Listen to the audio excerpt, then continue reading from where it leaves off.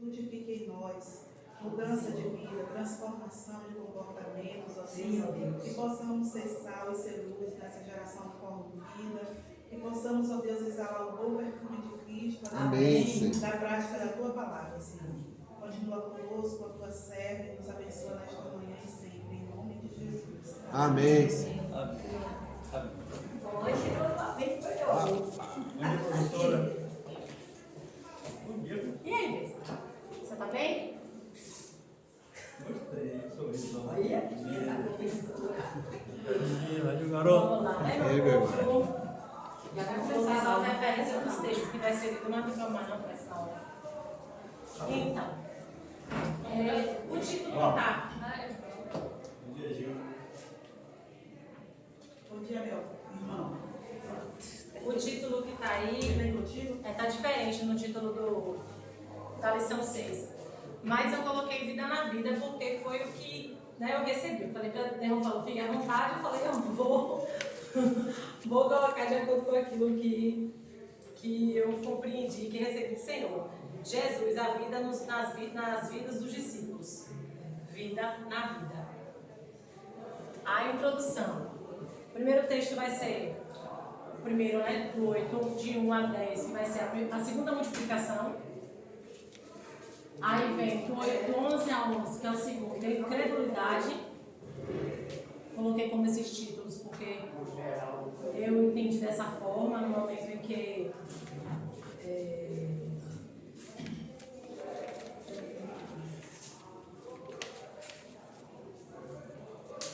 acho que pega na Bíblia, vai ficar mais fácil.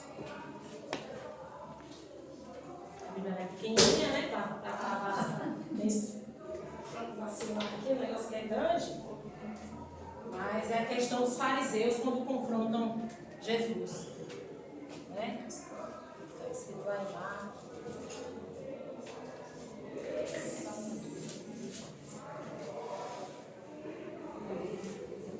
Isso mesmo, os fariseus que pedem um sinal vindo do céu. Incredulidade, o fermento e seus efeitos. Marcos 8, 14 e 21. É quando os discípulos estão com pão no barco, perguntando, ali fazendo uma pergunta para um ao outro lá, confrontando, só tem um pão, cadê? Enquanto Jesus tinha acabado de multiplicar, vai ter a segunda multiplicação. Toque de Jesus, o milagre da fé. Seja bem-vindo.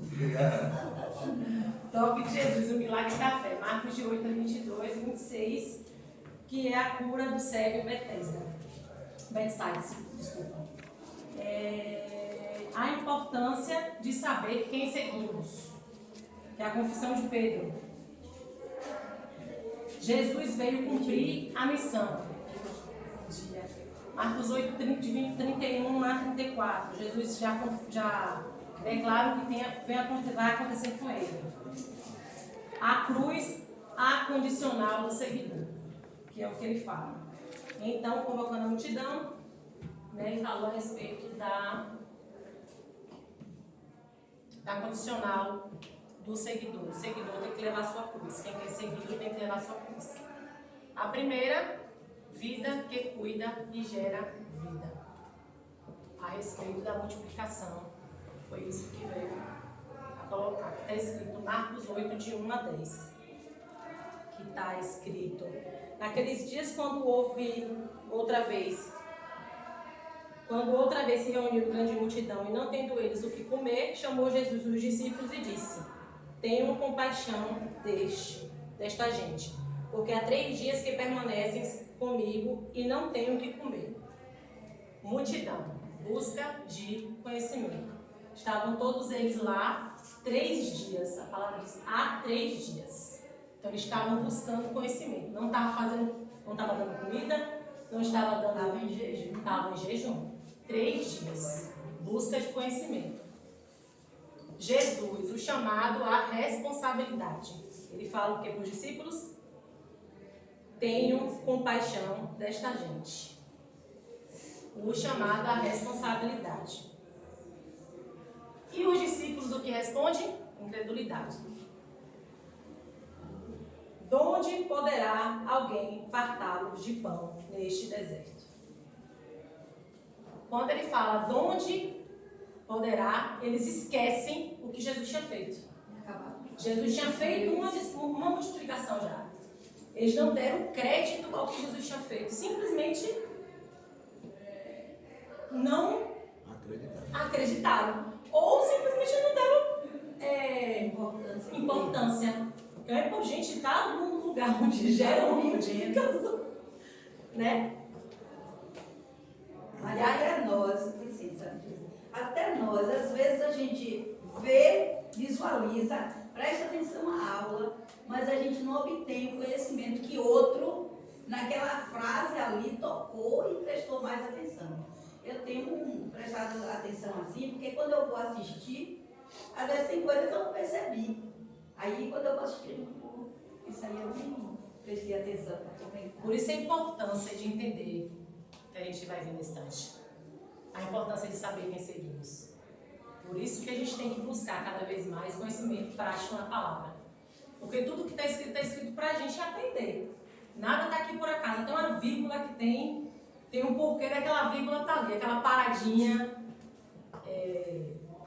que temos que compreender que Deus tem propósito em absolutamente tudo. Eu queria, por favor, quem está com Tiago 4,17? Tiago 17. 4,17. 4,17. Aquele, pois sabe, que sabe fazer o bem e não faz, comete pecado. Aquele, pois, que sabe fazer o bem e não faz, comete pecado. Exatamente. A multidão Jesus chamou os discípulos para a responsabilidade de trazer alimento para a multidão. E Jesus Cristo fala lá na frente em Tiago 4,17 que aquele que sabe fazer o bem e não faz, comete. Aquele, pois, que sabe fazer o bem e não faz, comete pecado. Também, outra coisa que chama a atenção, os discípulos, quando Jesus Cristo pergunta: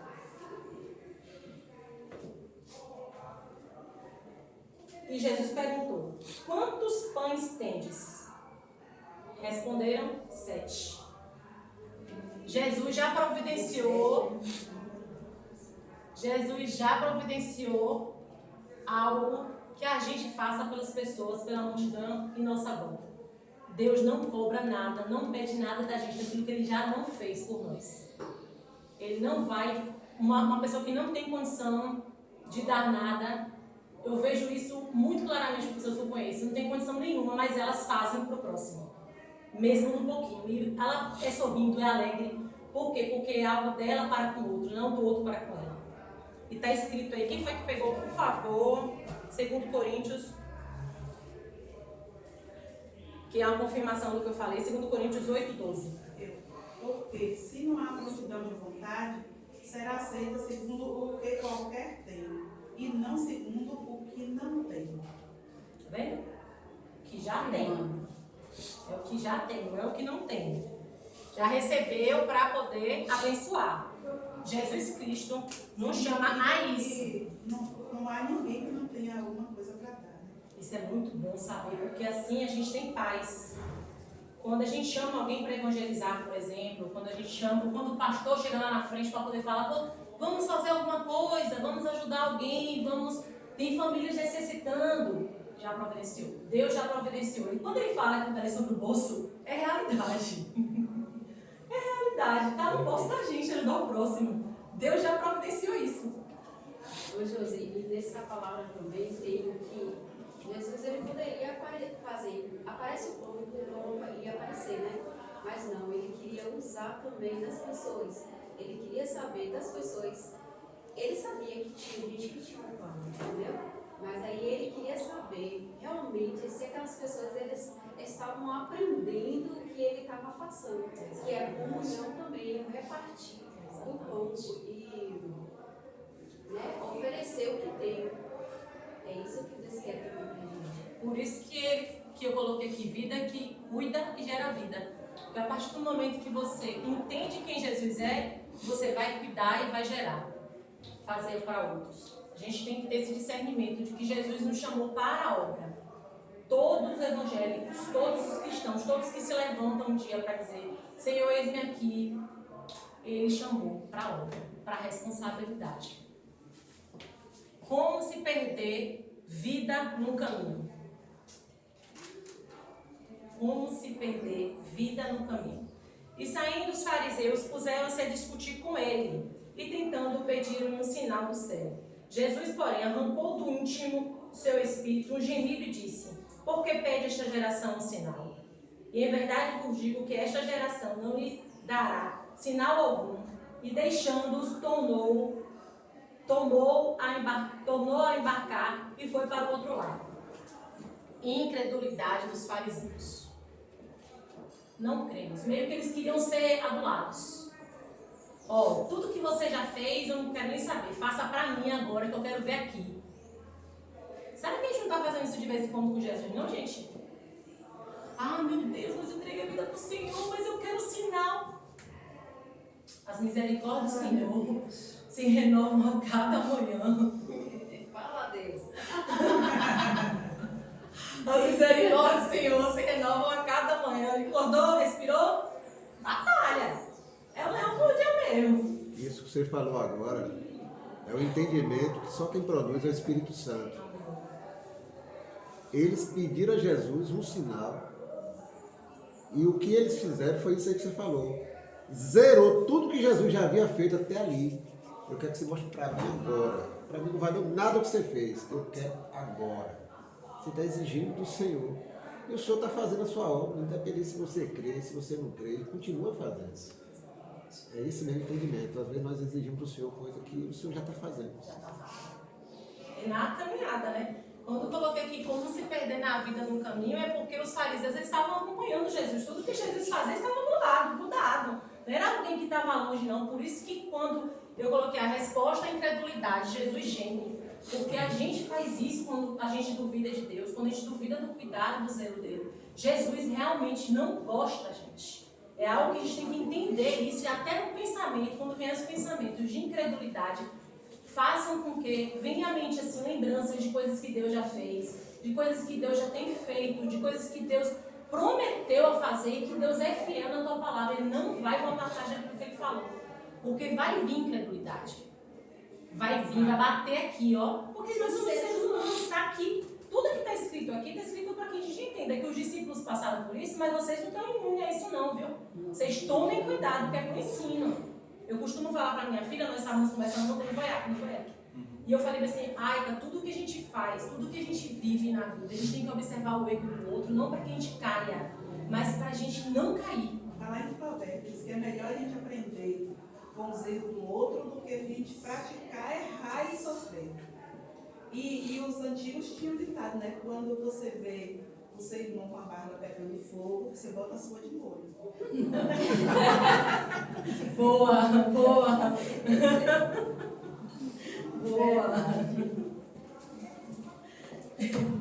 Ainda, Josi, sobre esse suspiro de Jesus, né?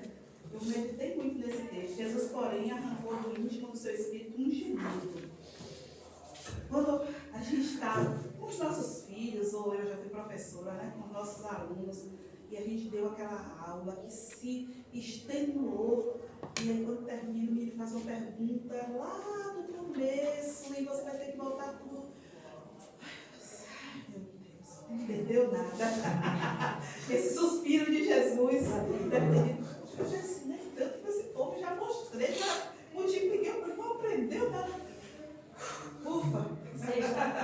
Sexta-feira eu tive uma experiência dessa. Eu e Valdemir, nós saímos daqui da inauguração do mercado e fomos visitar um casal. Falei tanto, porque ele quer que Jesus fale com ele. Nós falamos tanto, conversamos tanto e voltamos para casa assim, sentindo que a gente não fez nada. Eu pedindo a Deus que me ajudasse, que aquilo não fosse em vão. Porque realmente a batalha é grande para você conseguir fazer uma pessoa entender que Jesus está chamando. E outra coisa, quando a gente vê a gente sendo incrédulo e resposta de gemido de Jesus, a única coisa que eu entendo como isso aqui, que Deus quer que nós temos fé. Eles não precisavam ver mais nenhum sinal, porque os sinais estavam aí, a fé operante, uma fé que declara Jesus como no nosso Salvador, a fé que responde, mesmo quando não entende, a fé que está escrito em Hebreus 11:1, que alguém pegou. Ora, a fé é o firme fundamento das coisas que se esperam e a prova das coisas que se não veem. Exatamente. Primeira vez que eu li esse versículo, eu falei, é sério? É, José, você bota o pé sem ter chão. A fé é isso.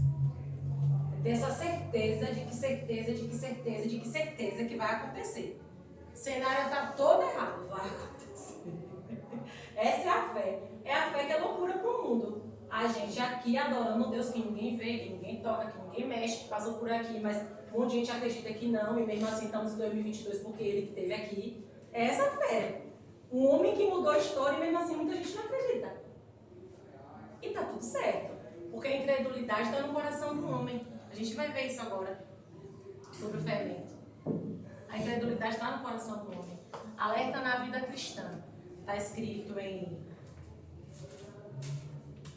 14:21, confirmando. Ora, aconteceu que eles se esqueceram de levar pães, e no barco não tinham consigo, senão um só. Preveniu Jesus, dizendo, vede, guardai-vos do fermento dos fariseus e do fermento de Herodes. E eles discorriam entre si. E que é que não temos é que não temos pão. Jesus, percebendo, lhe perguntou, por que discorreis sobre o que não tendes? Pão. Ainda não consideraste nem compreendestes? Tendes o coração endurecido? Tendo olhos não vedes, e tendo ouvidos não ouve? Não vos lembrais de que quando partiu 5 pães para os 5.000, quantos cestos cheios de pedaços recolheste? E o Senhor está fazendo eles lembrarem. Recolheram eles 12. E de quanto for parte, e quando partir os 7 pães para os 4.000, quantos cestos cheios de pedaços recolheste? Aí responderam 7. Ao que lhes disse Jesus, não compreendeis ainda?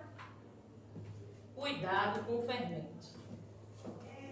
Fariseus, legalismo religiosos. Herodes, autoritarismo em legalidade. Era rei. Ele era rei, então ele tinha legalidade para ter autoridade. Já os fariseus, eles tinham legalidades e legalismo e religiosidade por conta do que eles sabiam, mas não colocavam em prática. Eles tinham todo o fundamento de lei aqui, tudo da lei eles sabiam, porém não colocavam em prática. Deus manda a mensagem feita, que Jesus é a mensagem, e eles não acreditam. E Herodes, por ter o autoritarismo da legalidade, ele se sentia Deus. Ninguém acima de mim. Esse fermento aqui que a gente tem que ter cuidado. Pra gente não achar que o conhecimento da gente é maior do que o que Deus já tem para nos dar. Nunca ninguém sabe tanto que não possa aprender. E Herodes, autoritarismo e ilegalidade. Cuidado para que toda a autoridade que você exercer na sua vida, seja na sua casa, seja em qualquer outro lugar, não colocar acima da autoridade que Deus já te colocou. Todo mundo tem alguma autoridade acima. Todos nós. Os discípulos precisariam reconhecer a divindade de Jesus. Só assim eles conseguiram perceber que esse fermento destrói a comunhão. Que esse fermento faz com que Deus saia do trono dele e a gente sente no lugar. Porque o fermento faz isso. O fermento tira Deus da autoridade e a gente senta no lugar. Podrificação. Porque nós somos terrenos. Nós nem sabemos quantos dias vão passar aqui. Todo tempo a gente quer ter controle das coisas. E Deus está chamando a gente para uma eternidade e a gente quer ter controle das coisas. Quem foi que pegou? Eu queria fazer aqui, eu gostei aqui o texto da lição, ele descreve por que essa analogia com o fermento, né? E faz essa comparação muito boa aqui. O fermento sempre é visto como o mal. Sua ação é silenciosa e invisível, compromete o todo, e não só uma parte.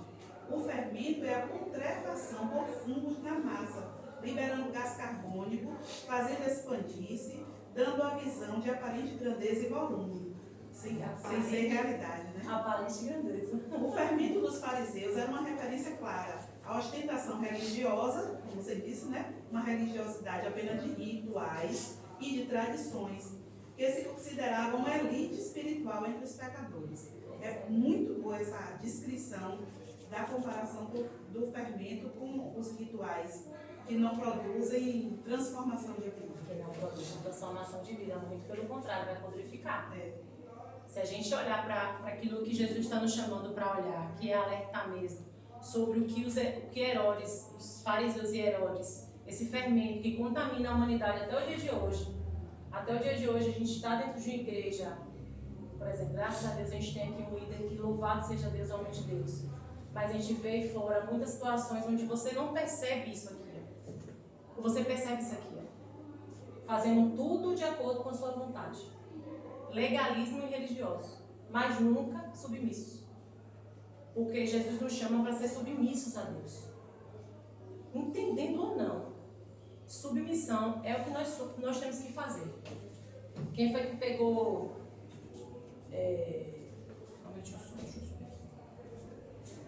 Assim, outro detalhe muito importante. Sobre os pães. Se eles foram para lá, estavam preocupados com os pães, estavam preocupados com a necessidade física, é claro. Né? Estava todo mundo ali, estava querendo comer, só tinha um pão. E a discussão entre eles era a respeito do pão. O Senhor está nos mostrando também que se Ele fez a multiplicação anterior, a gente lembra do que Deus fez, então as necessidades físicas Deus vai estar suprindo todas elas. Independente do que a gente imagina, porque Deus é Deus, né? E Ele é Deus de promessas e cumpre com suas promessas, independente do que a gente acha. Sua provisão e lembrar-se das maravilhas que Cristo já tinha feito. Não desprezar nenhum dos milagres, mas gravá-los nos corações dos discípulos, para não tentar a Jesus. E tudo que vem de Deus, tudo é graça, tudo é dele e para ele. Romanos 11:36. Quem pegou? Porque dele e por ele e para ele são todas as coisas. Glória, pois, a ele eternamente. Amém. Amém, é isso aí. Glória a Deus. Aí agora vamos para Jesus cura definitiva. Jesus cura definitiva, que está escrito no 8:22-26. Então chegaram a Betsaida e lhe trouxeram um cego, rogando-lhe que o tocasse. Jesus, tomando o cego pela mão, levou-o para fora da aldeia e, aplicando-lhe saliva aos olhos e impondo-lhes as mãos, perguntou-lhe: Vês alguma coisa? Este, recobrando a vista, respondeu: Vejo homens porque como árvores os vejo andando. Então, novamente lhe pôs as mãos nos olhos e ele, passando a ver claramente, ficou restabelecido e tudo distinguia de modo perfeito. E mandou Jesus embora para casa, recomendando: Não entre na aldeia. Crer para ver. Seja alguém que conduz a Jesus. Primeiro versículo aí está dizendo: Lhe trouxeram um cego. Alguém levou ele, não poderia ir sozinho. Humildade. Se deixar conduzir por Jesus. O cego se deixou ser conduzido por Jesus. A fé dele foi até Jesus. Levado, conduzido por alguém. Jesus cura. Ele sabe como tocar. Tocou a primeira vez, o que tu vês? Seja sincero. Jesus perguntou: o que tu vês? Jesus sabia? É óbvio que sabia. Mas Jesus queria a sinceridade dele. O que tu tá vendo? Mostra pro povo aí que, independente de um toque, se precisar do outro, eu faço. Não vai estabelecer. Porque isso é testemunho, gente. O que está escrito aqui foram os discípulos que viram e escreveram, claro, com o Espírito Santo, mas homens escreveram isso. É importante. Eles precisam saber que não foi um toque só. Foi 3. Eles precisam saber que houve uma saliva a primeira vez e a mão forte. Mas a segunda vez não, só foi a mão. A primeira vez é a saliva. A primeira vez saliva em posição de mãos. A segunda vez em posição de mãos. Ele sabe como tratar cada um de nós. Ele vai fazer o necessário. Só que a gente tem que se dispor. Ter humildade. O que é que você vê? Ou o que é que você está precisando? Ah, o Senhor sabe que tudo que eu preciso na vida, eu não preciso pedir nada para Deus. Tem que vir. Ô Josi, e nessa palavra também fala que dá uma impressão assim que o homem sem Deus é como se fosse uma árvore andando. E o homem com Deus ele tem o Espírito Santo. Então ele é uma pessoa, entendeu? Na verdade, essa palavra, pelo que a gente estava estudando, é a questão do homem ver todos como ele é. Porque quando o homem está olhando como árvores vejam, ele está olhando segundo alguma coisa que na cabeça dele está funcionando ali, que eu não sei o que é. Né? O Espírito Santo pode revelar isso depois, mas hoje eu não vejo condição para entender como é que um homem está vendo árvores andando. E o Senhor toca ali, é ser humano, é igual a você. Pelo estudo aí, o Chico, quando ele vai descrever mais vezes, é mais ou menos isso. O que se sabe é que a gente é imperfeito e muitas vezes olha as pessoas com menosprezo. A gente olha para as pessoas com dificuldade de enxergar que a minha necessidade está sendo curada, mas cuidado para você não passar por cima do outro. Porque, por exemplo, ele era cego, agora ele recobre a visão. A palavra diz que ele e recobrando a visão. Então, se ele está recobrando a visão, agora ele tem que entender a humildade de entender que o outro próximo é igual a ele. Talvez seja tudo cego. Talvez seja tudo cego. E andando segundo árvores, porque o ser humano ainda não compreendeu o raciocínio geral de Deus, o cuidado com o próximo.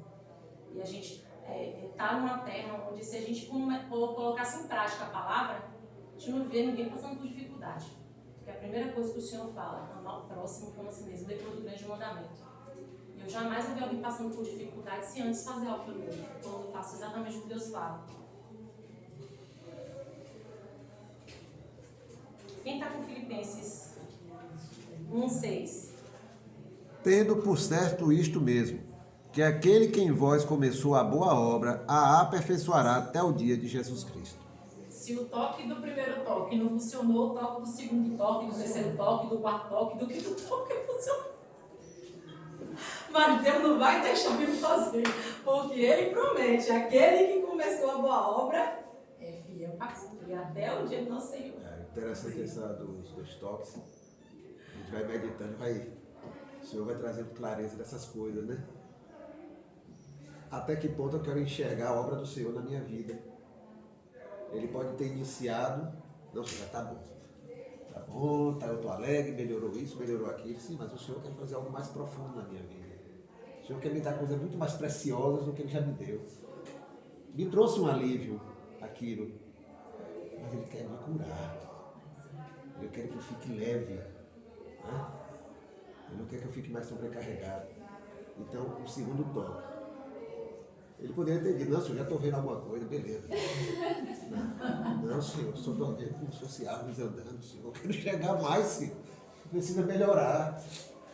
Mas o Senhor disse, então eu vou te dar algo mais profundo, algo melhor, para se enxergar melhor para a tua vida. Precisa desejar isso, enxergar coisas maiores que o Senhor tenha nos dado. Muito maiores, né? Porque imaginar uma pessoa cega voltar a enxergar e olhar homens andando como árvores, e aí ele, não estou vendo direito não. Aí o Senhor, com a sabedoria que aprove a ele, né, Jesus sendo quem é o mensageiro, quem é a própria mensagem encarnada de cura, de libertação, de uma libertação e de uma cura é diferente dos que os fariseus e os herodianos precisavam, necessitavam, acreditavam que seria um grande rei, sempre a humildade dele fazer pelos mais necessitados. Essa humildade de Jesus nos mostrar que a necessidade do homem é o que importa para ele e que a gente tem disposição para fazer isso. O irmão fez análise daquilo que que o Senhor tem para nos dar. Pode nos dar e nós precisarmos de mais. E eu pensei naquilo que, quando o primeiro toque em nossas vidas, aquilo que nós temos a dar para o Senhor. Por exemplo, o chamado para um ministério. Aí, quando somos chamados para fazer alguma coisa e nos sentimos satisfeitos com aquele primeiro nível, como o professor falou, né? Estamos satisfeitos, mas o Senhor quer muito mais de nós. E aí Ele nos dá o segundo toque e nos mostra, não é só isso que eu quero de você. Você pode produzir muito mais. E o que eu quero para você, o que eu tenho para você, para a sua vida, é muito além. E aí Ele dá o segundo toque e você vai sendo aperfeiçoado no serviço cristão, naquilo que você tem para oferecer ao Senhor. Né? E à medida que a gente... E só não dá segundo toque se a pessoa se deixar tocar pelo primeiro. E for aprofundando nessa disposição de servir ao Senhor. e ele vai aprofundando aquilo que ele quer fazer em nós e através de nós para gerar vida na vida. Amém. E ele mostra isso lá no final, quando ele fala assim, não volte para a aldeia, eu te tirei dali, volte para a sua casa. E aí eu acho isso muito importante, porque Jesus ele nos manda primeiro o seu ministério dentro de nossa casa. A nossa casa é fundamental para que as pessoas vejam que o milagre é real. Porque só quem vive junto sabe que o milagre aconteceu. Ele pode muito bem chegar com a visão aqui, não, estou com a visão. E você foi sair onde? Não. Minha família testemunha de que eu era cego. Minha mãe. Tem até uma passagem lá na frente, acho que é Clísia que fala a respeito disso. Sobre testemunhas oculares, pessoas que estavam próximas, né? Então, assim, a gente tem que compreender que a nossa casa, nossa vida, se as pessoas que estão próximas da gente não testemunharem de que Jesus é nossa vida, da porta para a rua não adianta nada. Porque a gente finge muito bem o que a gente quer. A gente pode muito bem, ele podia muito bem fazer isso. Tô vendo, ó, certinho. Nada, era só árvore. Tava andando, mas era árvore. Mas como é que ele sabia que era árvore, se ele nunca tinha Como enxergado? árvore. Como árvore. Né? O entendimento que tem disso aí é de como ele era cego, talvez, não é, pelo jeito não foi cegueira de nascença, foi adquirido talvez por uma doença, alguma coisa, a referência dele era as árvores, porque as pessoas passando ele não conseguia fixar. Então a referência era as árvores, porque ele tinha que se grudar ou até ficar ali parado na árvore pedindo esmola. Então a visão que ficou para ele armazenada foi de árvores. Então quando ele via as pessoas andando como se fossem árvores, era a visão que ele tinha, que era de árvore. Visão toda distorcida da realidade. Sabe das coisas pelo toque, né? Embora ele não enxergue, ele sabe que é uma árvore. Até porque a mente dele está funcionando, que a gente, graças a Deus nos deu o intelecto para poder, num toque mesmo, ele imaginar. Eu não sei quem já teve aqui a experiência de um cego tocar no seu rosto e depois me dizer, você é bonita. Uma pessoa na frente aqui, na frente da minha casa, ele era cego desde sempre. Eles sabem se a pessoa é bonita ou não é pelo toque no rosto da pessoa. Eles sabem que é uma. Discípulos. Não, desculpa. E aí, quem é Jesus? Está escrito em 8, 27 a 29. Então Jesus e os discípulos partindo para a aldeia de Cesareia de Filipe, e no caminho perguntaram-lhes, quem dizem os homens que sou eu? E responderam João Batista, outros Elias, mais outros alguns profetas. Então lhe perguntou, mas vós, quem dizeis que eu sou? Respondendo Pedro lhe disse, tu és o Cristo. Advertiu Jesus de que a ninguém dissesse tal coisa a seu respeito. Aí, homens mensageiros, Elias e profetas. Homem da mensagem, João. João é o próprio homem da mensagem. Arrependei-vos e convertei-vos, porque chegaram os meios. Homem que é a mensagem, Jesus. Aqui está os homens no tempo lá dos discípulos falando a respeito, como hoje tem gente que não acredita que Jesus é o Filho de Deus, ainda. E está aqui a própria mensagem encarnada, o verbo se fez carne. Aleluia! Glória a Deus, que a nossa fé é fundamentada em Jesus Cristo, o Todo-Poderoso.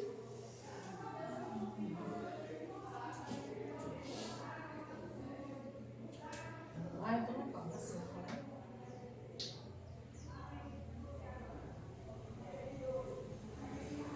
Já expliquei isso.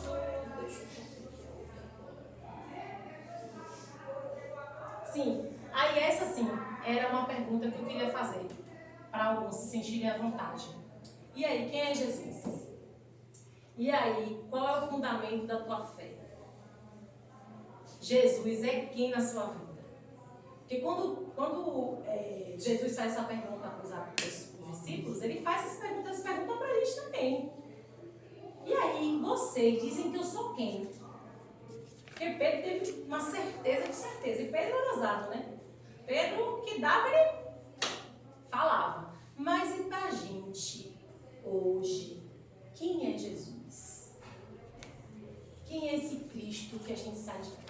domingo de manhã para adorar. Chovendo. Né? Domingo de manhã e fica pensando sábado, que eu vou amanhã, hein? Comprei dele. Quem é esse? E aí? Quem é? Quem é Jesus? Jesus é regra?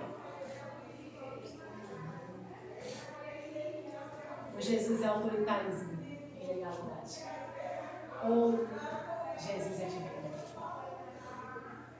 Porque Jesus é divino, mas ele é autoridade, ele é legalismo nele mesmo. Ele é tudo isso, mas ele é Jesus. Aquele que enviou o Espírito Santo para ser nosso amigo e conselheiro. Aquele que não despreza nenhum que vai até ele. Pode ler. Ele não desprezou o homem rico. Ele deu a condicional. Condicional. 6. Conformados e submissos. Então começou ele. Isso mesmo, né? Isso mesmo. Então começou ele a ensinar-lhes que era necessário que o Filho do Homem sofresse muitas coisas, fosse rejeitado pelos anciões, pelos principais sacerdotes e pelos escribas, fosse morto e que depois de 3 dias ressuscitasse. E isto lhe expunha claramente. Mas Pedro, chamando-o à parte, começou a reprová-lo. Jesus, porém, voltando-se, fitando os seus discípulos, repreendeu a Pedro e disse: arreda, Satanás, porque não cogita das coisas de Deus, e sim da dos homens. Firmeza na obra. Jesus esclarece a missão. Jesus não deixa nenhum de nós enganados. Nenhum de nós enganados. A partir do momento que a gente se firma em Jesus, entrega a vida para Jesus e começa a se envolver com Ele, Ele começa a dirigir nossas vidas. Olha, eu quero isso. Olha, vai ser assim. Deixar claro. Ele esclarece a missão para os discípulos. Olha, eu vou padecer, mas eu vou ressuscitar. Convicção de Jesus. A importância do posicionamento. Quando Jesus Cristo repreende Pedro, ele está vendo quem por trás? Satanás. Quem é que não quer que a missão seja feita? Quem é que impede que a gente faça a obra de Deus? Pergunta simples. Quem é que impede que a gente faça a obra de Deus? E qual é a posição? Jesus se posiciona, arreda-te. Mas ele fitou, não foi para. Quem foi que chamou ele para o cantinho?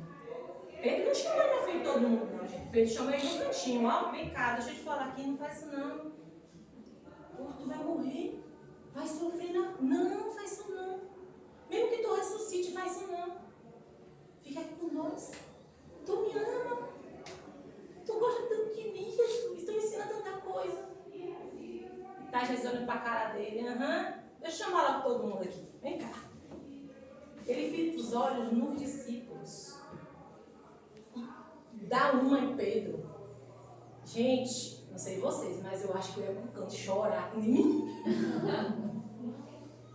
Chorar que nem menino. Aí eu entendo quando Pedro lá na frente fala, olha pra dar um sinalzinho pra João e fala, pergunta se eu já dei uma fora. Pergunta se eu que vou fazer isso. Eu já dei uma fora.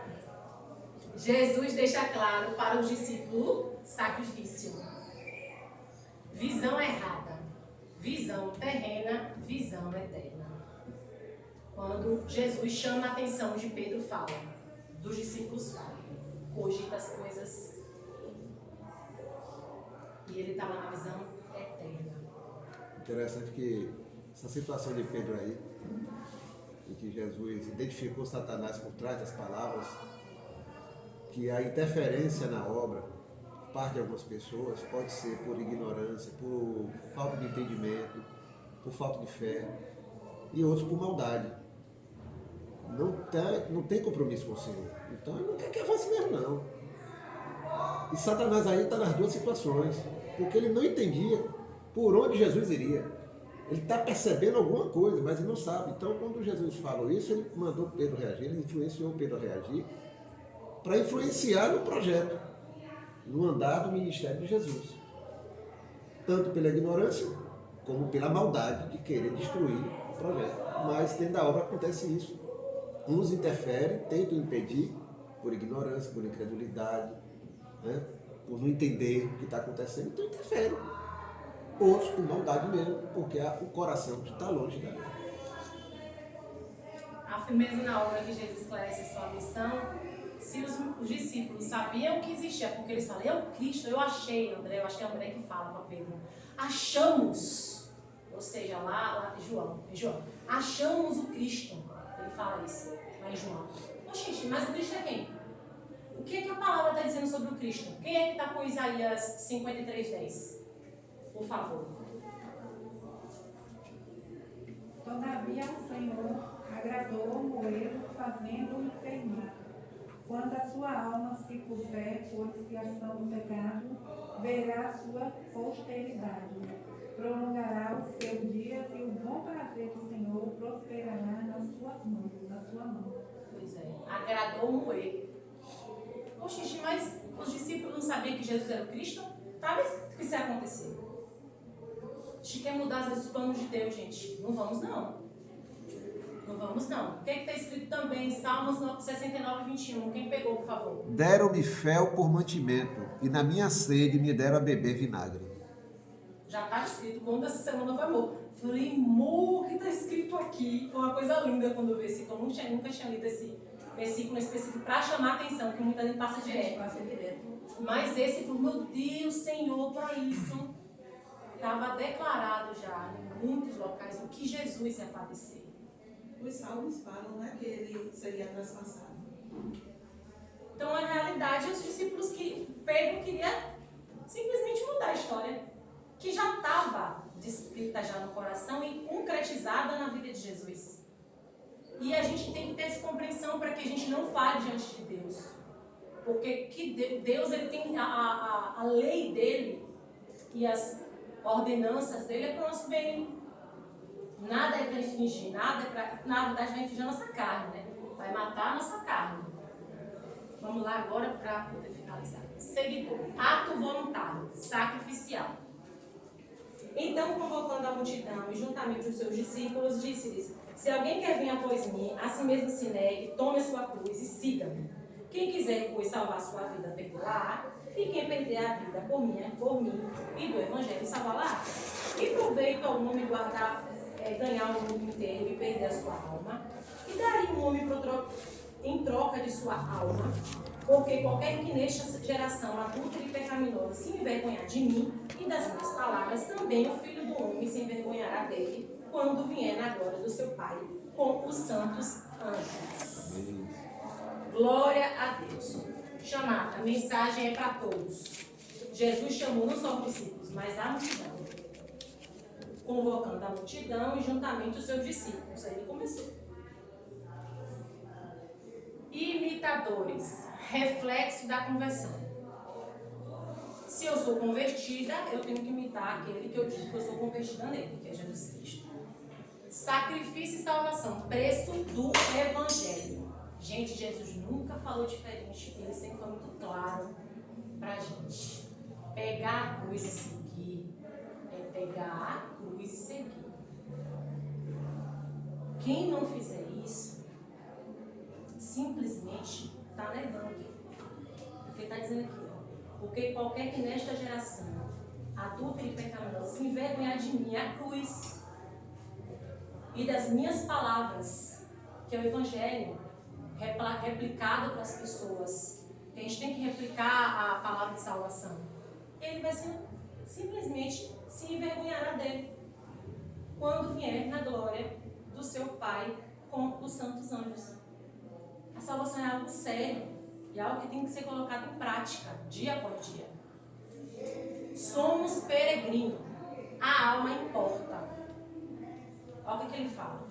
Que aproveita um homem ganhar o mundo inteiro e perder a sua alma. Que daria ao homem em troca da sua alma.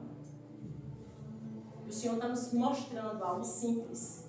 Eu já comprei, já paguei, segue, pega a sua cruz e siga-me. É real, confrontante, que confronta a nossa carne, não é algo fácil, ou quem pensa que para Jesus, mesmo sendo quem era, foi fácil. Lá no Getsemane ele fala por 3 vezes, se é possível. Vocês já pensaram nisso? A dor que ele teve, a ponto do estresse ser tão grande de suar sangue. Foi esse que deu a vida por nós. Será que todo o sacrifício que a gente faz é tão grande a ponto de fazer isso? Quem está com Romanos 8:1? Portanto, agora nenhuma condenação há para os que estão em Cristo Jesus, que não andam segundo a carne, mas segundo o Espírito. Amém. Amém. Segundo o Espírito. nossa vida é terrena ou é eterna? É eterna, mas no terreno. A gente já é eterno aqui. A gente já vive uma história que o Senhor vai mudar, vai, o que vai acontecer lá. Eu já falei, já nem pense mais, porque ele fala lá na frente, né? Que ninguém sabe o que vai acontecer. Somos peregrinos, gente. Quem está com 1 Coríntios 15, 43 e 44? Semeia-se em fraqueza, ressuscita em poder. Semeia-se corpo natural, ressuscita corpo espiritual. Se há um corpo natural, há também um corpo espiritual. Amém. Semeia-se em fraqueza, ressuscita em poder. Semeia-se com corpo natural, ressuscita corpo espiritual. Se há corpo natural, há também corpo espiritual. Somos aqui para a eternidade. Louvado seja Deus. Essa é a nossa esperança. A esperança da salvação está nisso. Que somos peregrinos, mas a nossa alma importa. Que a nossa vida começa aqui e não tem fim. Louvado seja Deus. Conclusão. O aperfeiçoamento dos santos acontece quando há interação e cooperação com as expectativas que Jesus aguarda de nós.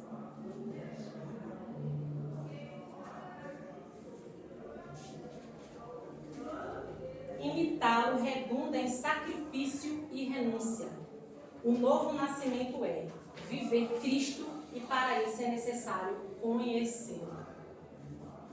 Quem foi que pegou, e na verdade, deixa eu só falar aqui, Jesus é o fundamento, a promessa cumprida, Filho do homem e a esperança do futuro, porque ele fala bem assim, eu tinha esquecido dessa palavra, também o Filho do homem, ele é a fé, que estava escrito Filho do homem, ele se fala Filho do homem, Filho do homem, lá está escrito, gente, eu vinha e vou, cheguei agora, Filho do homem, agora o que vai acontecer? O futuro é o quê? Eternidade.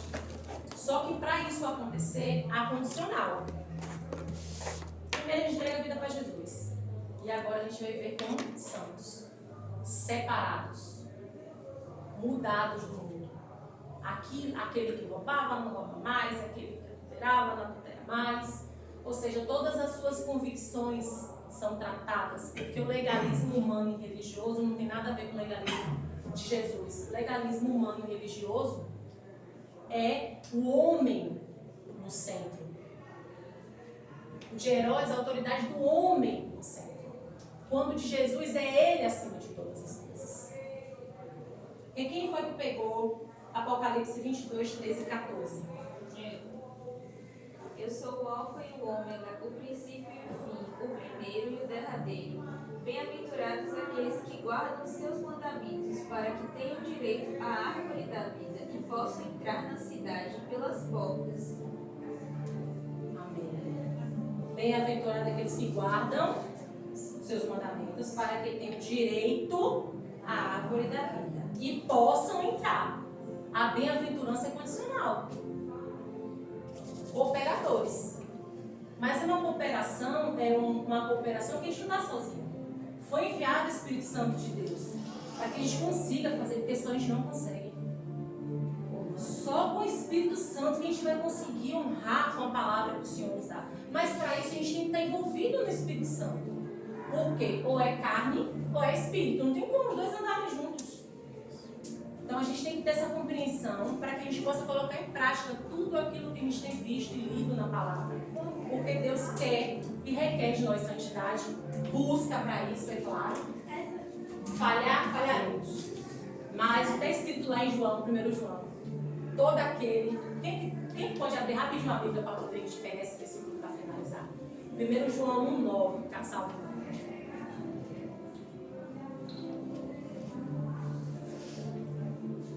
Se confessarmos os nossos pecados, Ele é fiel e justo para nos perdoar os pecados e nos purificar de toda a injustiça. Amém.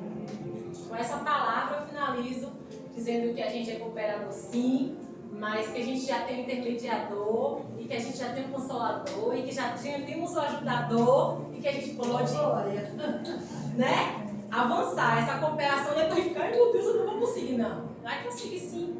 Um dia vai ser melhor do que o outro, vai ser mais fácil do que o outro, mas é sempre seguindo em frente, que a gente vai rompendo em fé e crescendo. Amém. Amém?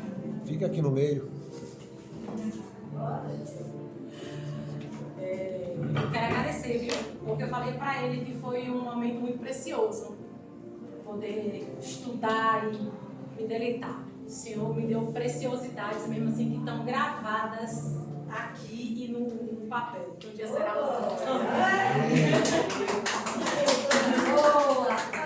Vamos orar, né, gente? Vamos orar. Esse é o objetivo, descobrir esses talentos que estão aí. Que Deus já construiu. Olha, Sala ela já ganhou meu respeito. Eu vejo a sala de alunos, de professores. Ela já ganhou meu respeito. Naquele dia que ela foi lá na frente e falou, eu... E cabe a nós isso aí. Oportunizar para que os talentos surjam. Né? Para que aqueles a quem o Senhor está preenchendo, está se deixando preencher, possa ser usado pelo Senhor Transborde, nas diversas áreas da igreja. Seja que área for, seja que serviço for, né? Aqui é a classe PMD, em outras áreas, todos têm oportunidade. Deus te abençoe. Eu persevero. E o que eu digo sempre a todos que, pelo menos através de mim, eu estou procurando a oportunidade. Nunca perca a sua essência. Seja você o que você for fazer. E Deus vai te usar desse jeito. Mas ele puxa a orelha. Nunca perca a essência. É Eu que ele puxa, tá, professor, vai lá. Não entre no quadrado dos outros. Você tem que ser o que Deus está te formando ali dentro. Como é tudo. Ah, isso mesmo. Porque se a gente entra na parte religiosa, ele não quer também. Vamos orar? Vamos. Vou pedir a irmã Judete que ore agradecendo ao Senhor e abençoando a vida da gente. Amém, amém. Senhor Deus, nós te somos gratos, ó Pai, pela palavra que nos foi ensinada nessa manhã. Nós cremos em tua presença aqui, Amém. entre nós e em nós, através do teu Espírito Santo. Amém. Nós te pedimos uma bênção especial em favor da vida da irmã Júlia, que o Senhor esteja executando aquele ministério que o Senhor sonhou para a vida da nossa Amém. que se torne uma realidade entre nós, que o Senhor continue a usar a tua serva, alargar a sua visão espiritual, Deus, capacitar a tua filha para tudo aquilo que o Senhor quiser usá-la. Abençoa toda a sua família, Deus, que ela seja fiel testemunha onde ela estiver, não apenas aqui, mas dentro da sua casa, dentro do seu trabalho, em sua comunidade. Amém. Continua, ó Deus, usando o irmão, ó Deus, sabendo como um servo teu, que o Senhor colocou esta classe como um ministério, Deus, colocou o Ministério Sal e Luz nas mãos do teu servo, Deus, e ele tem executado esse ministério com fidelidade. Temos visto frutos e a prova da tua presença. Aleluia, Jesus. Que assim seja, ó Deus, que continue assim, que sejamos edificados através da vida dos teus filhos que tem se colocado à tua disposição, Senhor. Abençoa cada um dessa classe, ó Deus, abençoa cada pessoa que o Senhor tem chamado para fazer parte deste lugar. Continua conosco, nos ajuda agora, ó Deus, que possamos entender mais da tua palavra neste minuto e que possamos te adorar através desta reunião junto com os nossos irmãos, ó Deus, porque isso nós fazemos todos os dias em nossa casa, mas é muito bom estarmos juntos para buscar a tua presença. Ó Deus, mais uma vez eu te peço,